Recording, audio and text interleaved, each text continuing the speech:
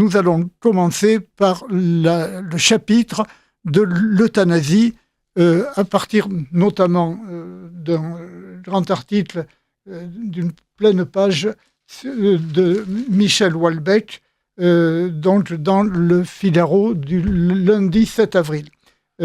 Houellebecq, qui n'est pas connu pour être un catholique intégriste, dont un des propos a permis le titre suivant: « Nul besoin d'être un cathoréaque pour être contre l'euthanasie ». Jeanne Smith, vous avez écrit aussi de beaux articles sur l'euthanasie. Je vous laisse sans plus attendre la parole.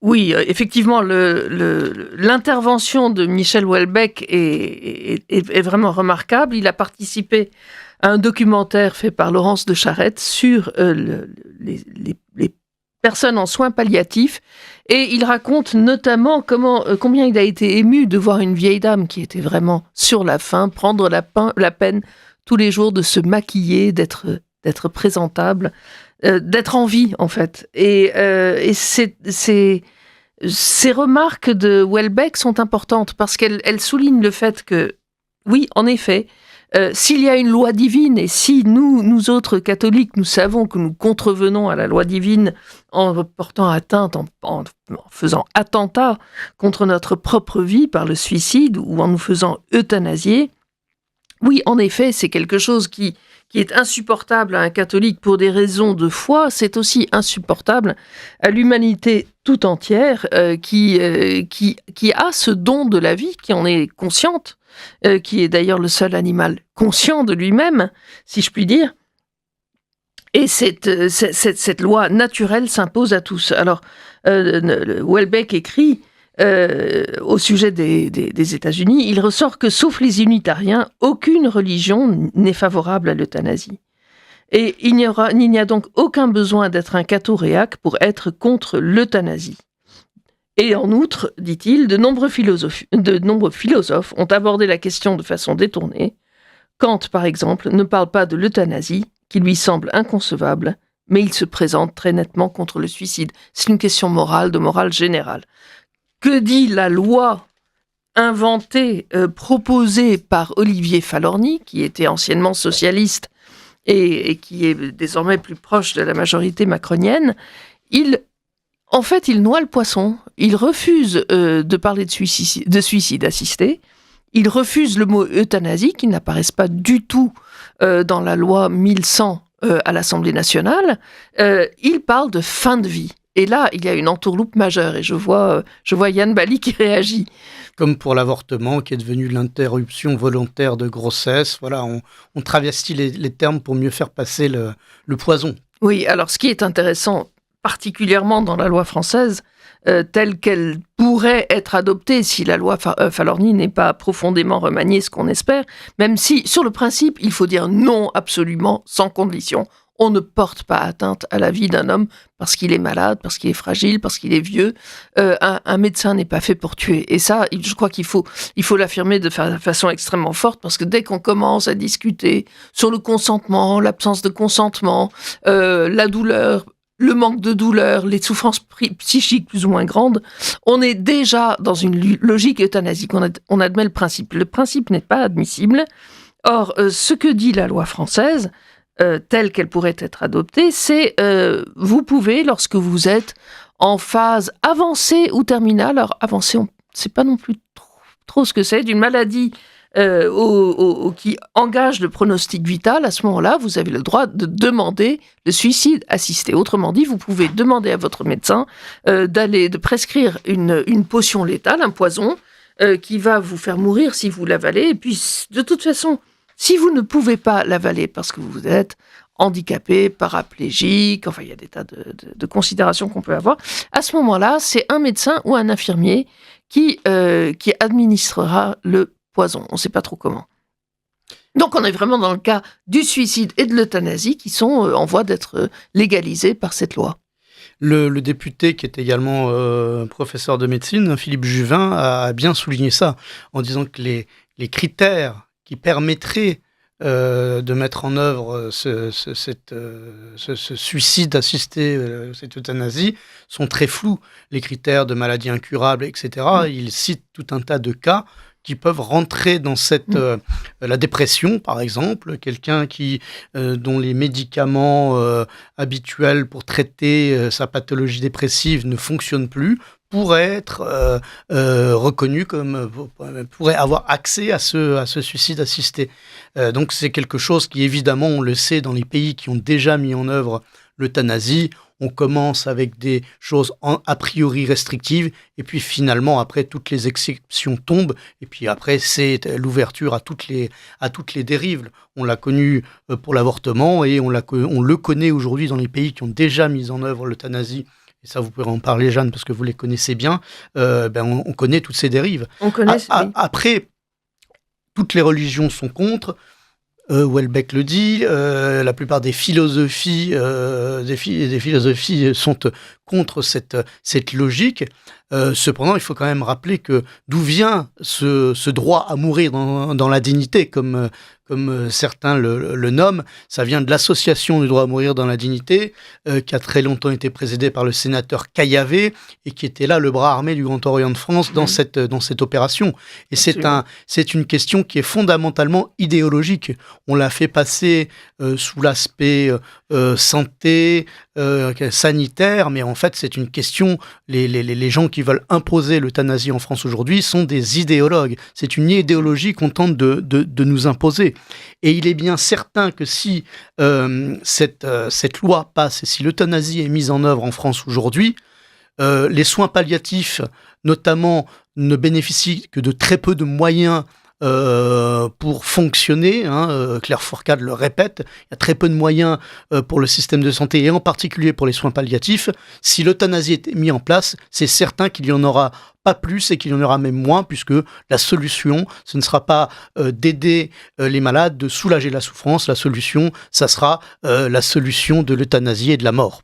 On a cette expérience aux Pays-Bas où finalement les soins palliatifs sont présentés comme faisant partie du grand ensemble des soins de fin de vie dont l'euthanasie fait partie. Donc on a une espèce de continuum, mais qui a permis ou qui hélas a provoqué le fait que les recherches et la mise en œuvre des soins palliatifs soient moins poussées qu'en France, puisque de toute façon, on peut piquer la personne au moment opportun et qu'on n'a donc pas besoin de travailler là-dessus comme on l'aurait fait si la piqûre létale était interdite. Et alors, ce qu'il faut souligner aussi dans la loi Falorni, c'est qu'on a des délais qui sont démentiels, mais enfin, ce qui sont inédits, inouïs dans n'importe quel pays qui autorise l'euthanasie ou le suicide assisté. Généralement, c'est quand même un peu plus encadré que ça. En France, si la loi Falorni passe dans son état actuel, eh bien, ce sera possible de plier un suicide assisté en moins de 3 semaines. À savoir, un quidam qui est compétent pour prendre des décisions lui-même, et ça, le médecin doit s'en assurer, mais on ne sait pas trop comment, fait appel à un médecin. Il n'a pas le droit de le faire par téléconsultation, c'est une petite consolation, on peut dire. Il doit avoir un médecin, n'importe quel médecin, pas forcément son médecin, et demander une procédure de suicide assisté. À ce moment-là, le dit médecin qui est sollicité, soit il est contre, absolument, et pour des raisons de conscience, et à ce moment-là, ce médecin a l'obligation de l'aiguiller vers un autre qui a la possibilité de le faire. Donc ça, c'est déjà, on vous oblige à la complicité, c'est côté médecin. C'est une médecin. clause de conscience à la Ponce Pilate. Exactement. On est dans la période de la Passion, oui. On lit tous les jours l'Évangile qui nous raconte cela. Voilà. Ensuite, le médecin a 15 jours pour voir le dossier, se faire son opinion sur le malade, lui parler un peu des solutions qui existent, parce que comme dans la loi Veil, on devait dire aux femmes, eh bien, il y a des aides possibles, etc. Ça, c'est dans la loi, mais bon, pour la loi Veil, en tout cas, ça n'a pas fait long. Ça n'a pas duré très longtemps, la mise en œuvre de cette disposition-là. Donc, le médecin a 15 jours pour voir le dossier, pour voir un peu ce qu'il en pense, pour parler des traitements, et pour consulter un autre médecin qui n'a pas de lien avec le patient, qui ne le connaît pas forcément, qui ne va pas forcément le visiter, et qui pourra se contenter éventuellement, parce que là non plus, ça n'est pas une obligation, de voir le dossier du malade. Et il va donner son avis, un avis consultatif. Il y aura un troisième avis, l'avis d'un aide-soignant, par exemple. La brave dame qui vient donner la douche tous les matins, elle pourra dire au médecin, bah oui, quand je mets la personne dans la douche, ça lui fait vraiment très mal. Bon, tout ça sont des éléments qui viennent, qui viennent renforcer le dossier. Je n'ai jamais vu une telle disposition ailleurs, dans une autre loi. Après 15 jours, le médecin est tenu de donner sa réponse. Et il doit la donner de façon motivée, par écrit et par oral. Alors, s'il dit oui, le patient a 48 heures minimum, et c'est un petit délai de réflexion, 48 heures, enfin, c'est pas comme si vous preniez un prêt bancaire, parce que là, ça dure quand même plus longtemps, le délai de réflexion. Là, c'est 48 heures, et il dit oui. Ou il ne dit rien, il peut attendre pour donner sa réponse, mais il doit respecter un minimum de 48 heures, sauf si le médecin se dit « Oh là là, encore 48 heures pour ce pauvre bonhomme, pas question ». Et ce délai peut donc être supprimé. Donc au bout de ces 15 jours de consultation du médecin, de la réponse donnée par l'intéressé, eh bien on peut passer à l'acte. C'est inouï, c'est absolument inouï. Et si jamais le médecin dit non, eh bien le malade ou le vieillard ou le handicapé peut s'adresser aux tribunaux administratifs pour obtenir quand même son suicide assisté ou son euthanasie au cas où lui-même ne pourrait pas avaler de manière autonome sa fiole de poison. La fiole de poison, en l'occurrence, est préparée par un pharmacien. Le pharmacien peut se dire ça m'embête quand même de préparer un poison mortel. Et c'est si vrai qu'il y a des produits dont l'importation est interdite parce qu'elle est habituellement utilisée dans le cadre de la peine de mort. Donc on dit le pentobarbital, non, on n'a pas le droit de le faire circuler en Europe parce que c'est un produit qui sert pour les condamnés à mort, pour les exécutions. Mais là, c'est une exécution qui est d'une autre nature. Donc là, ça va. Je ne sais pas d'ailleurs quelle sera la composition du poison létal, mais le pharmacien n'a pas droit à l'objection de conscience. Et pire que ça, le Conseil de l'ordre des pharmaciens a dit qu'il n'en voulait pas de l'objection de conscience. Alors, ça va quand même très loin.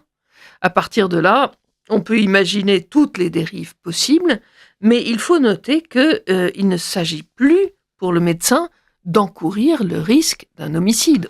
Ça, c'est au moins ça aux Pays-Bas, en Belgique, peut-être dans d'autres pays. L'euthanasie est autorisée, mais est considérée comme un homicide excusable. Autrement dit, si le médecin ne respecte pas les conditions qui lui sont posées pour faire une euthanasie légale, eh bien, il y a une commission qui à la suite de l'acte, peut dire non, vous n'avez pas respecté les conditions, on vous envoie direct au tribunal pénal, en correctionnel ou aux assises, selon les cas, parce que vous avez commis un homicide, objectivement. En France, pas du tout. On considère que c'est un acte autorisé par la loi et que donc ça ne peut en aucun cas être un délit ou un crime.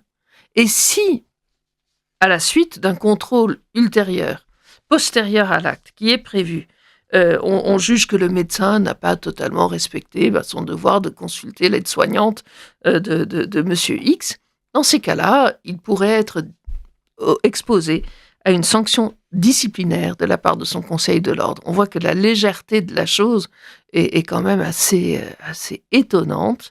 Et j'espère qu'il y aura une réaction, une vraie réaction forte, parce que, comme je l'ai dit tout à l'heure, on peut ergoter à longueur de temps sur l'autonomie du patient, sur sa conscience de ce qu'il veut faire, etc., sur les circonstances où il est. À partir du moment où il y a ce droit de donner la mort, il y a un basculement de civilisation. Là, je crois que Houellebecq en particulier a employé ce mot, et il y en a d'autres qui l'ont dit, ils ont tout à fait raison.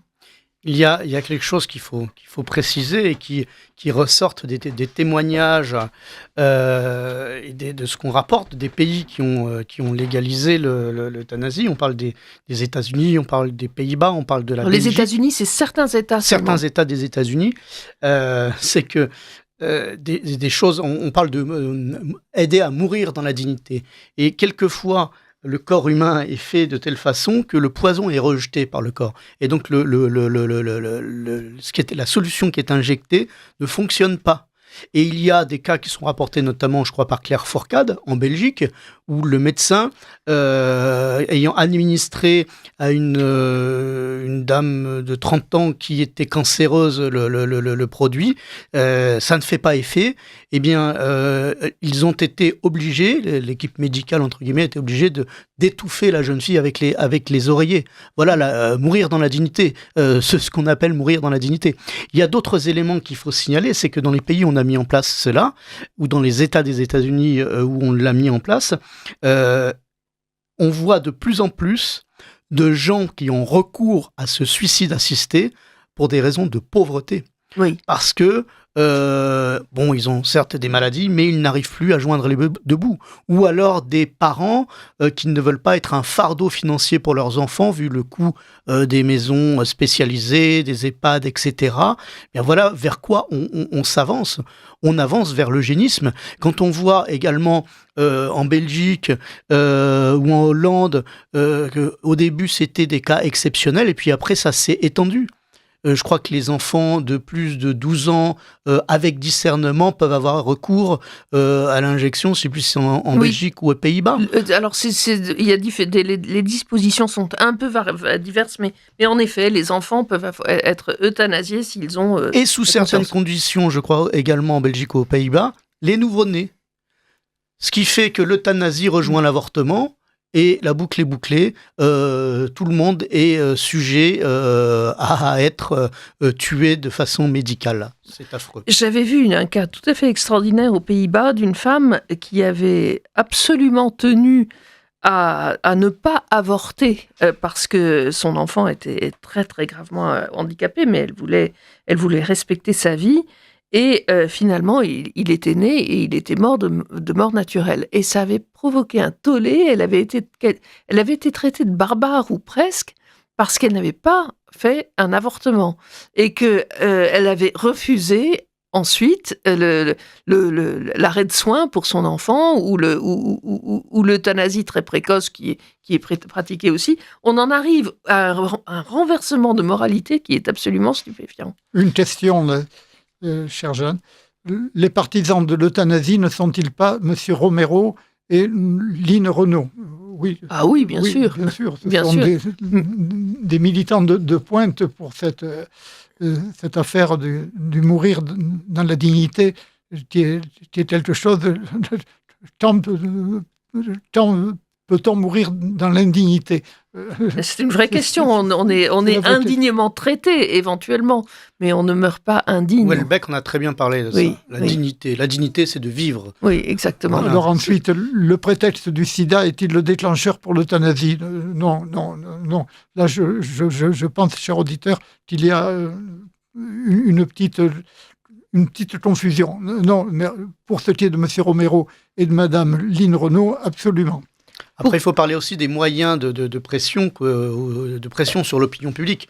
Parce que là, on nous dit, je ne sais pas quoi, la majorité des Français est favorable à la loi que l'on prépare sur l'euthanasie et le suicide assisté. Oui, mais tout dépend de la façon dont on pose la question. C'est sûr, est-ce que si vous êtes malade, atteint d'une maladie incurable, que plus rien n'est possible, est-ce que vous êtes pour ? Oui, certains qui vont pas chercher vont dire oui, sauf quand ils seront au moment de choisir, mais devant un sondeur, ils vont peut-être répondre oui. Par contre, si on posait la question, est-ce que vous préférez être accompagné par des soins palliatifs efficaces qui vont soulager votre douleur pour être le plus longtemps possible avec les vôtres, etc. Ou est-ce que vous préférez la mort par euthanasie ou par suicide assisté? Évidemment, là, la proportion de gens qui sont pour va diminuer. Tout dépend de la façon dont on pose la question. Je voudrais ajouter quelque chose, parce que on dit beaucoup que les gens qui bénéficient des soins palliatifs ou qui sont entourés, ou que l'on sort de leur isolement, parce que souvent c'est la solitude aussi qui provoque ce désir de mort, le sentiment de n'être aimé par personne, et ça les soignants en parlent de manière très, très émouvante quand on entoure les gens, leur désir de mort disparaît. Mais il faut tout de même souligner que dans les pays où l'euthanasie a été légalisée, et je pense notamment au Canada, qui est un des pires, Là, c'est des handicapés qui n'ont pas les moyens de faire installer des équipements chez eux qui demandent l'euthanasie. Ça rejoint ce que vous disiez, Yann Bali. Mais que ce soit aux Pays-Bas, au Canada, dans l'Oregon ou en Belgique, partout, l'euthanasie progresse extrêmement vite, à raison de 5, 8, 10% par an, ce qui est considérable. Et cela dément le fait que ce soit quelque chose qui soit facilement inversable, si je puis dire. Je ne sais pas si le mot existe.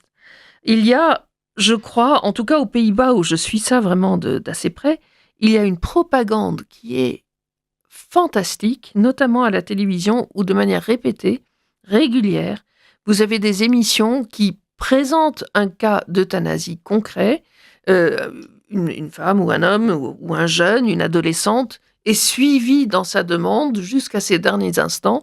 Il y a même des émissions qui filment ces derniers instants, ce qui, là, est carrément indigne.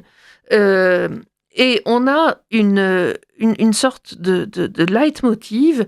Toujours, ces émissions se terminent par l'interrogation, les questions posées aux proches du mort ou de la défunte.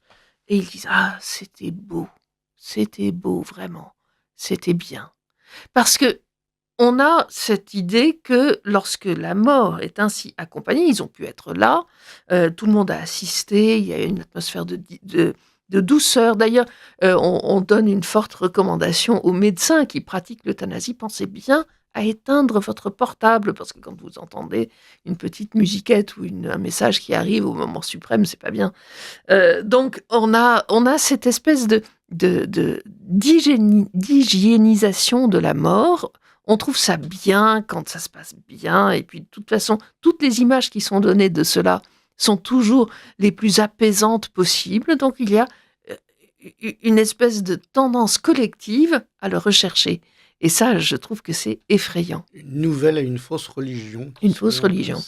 Et le pire, c'est qu'aux Pays-Bas, les médecins sont, et alors là c'est plutôt une bonne nouvelle, les médecins depuis le début ont été très réticents à euthanasier des personnes démentes. Or, dès le début, la loi néerlandaise a autorisé que l'on exécute une des directives anticipées, disant si jamais je deviens impotent, que je n'ai plus conscience de moi-même, etc.